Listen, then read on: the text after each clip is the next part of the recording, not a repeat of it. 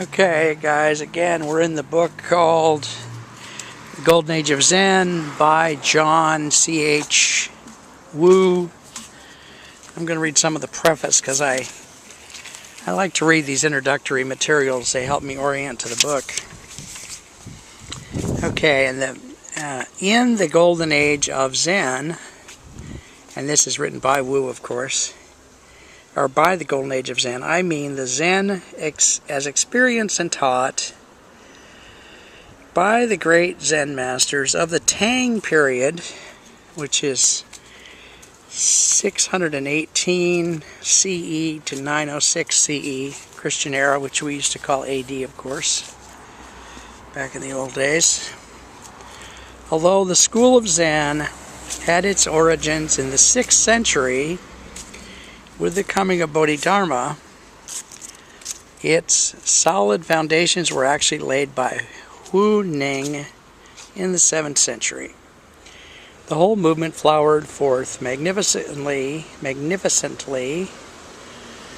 in the hands of such vigorous spirits as Ma Tsui, Shi Jiao, Nan Quan, Pa Chang, Huang Po, Chao Chu. And you may remember Chao Chu is the person who is spoken about in the koan that I've been teaching online, which is koan 52 in the Blue Cliff record. That person is Chao Chu. So, we have met some of these people before. In the 9th century, it began to ramify. Yeah, it does say ramify. Words that I always am interested in finding words that I don't see in that context before. If it was my book, I'd underline that and put a note somewhere. In the 9th century, it began to ramify into different branches. Inevitably, the sap of Zen ran thin in the course of the succeeding generations. But with the founders of the houses, there is still no sign of abatement of the original vigor. And some of this stuff, when I read it, I don't quite get it, but rather than try to go back and figure out every single thing, I leave it there. I comment on the parts that I understand more than I'm probably letting on, but I sometimes will also comment on things that I see. But you guys already know that. This is about the 4th or 5th book we've done, so. In the epilogue, and again, this is written by Dr. Wu, in the epilogue I have drawn mainly upon the Zen literature after this Tang period. Those little sparks of Zen will serve to indicate that although the school of Zen has long since passed its zenith, the spirit of Zen never dies.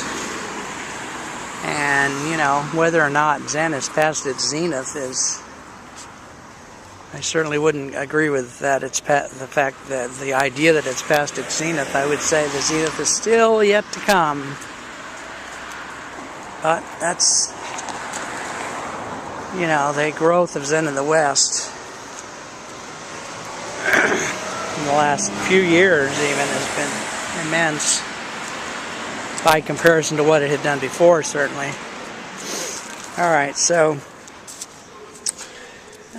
we got some noise, so if I get too much noise, I'll shut this off and start over.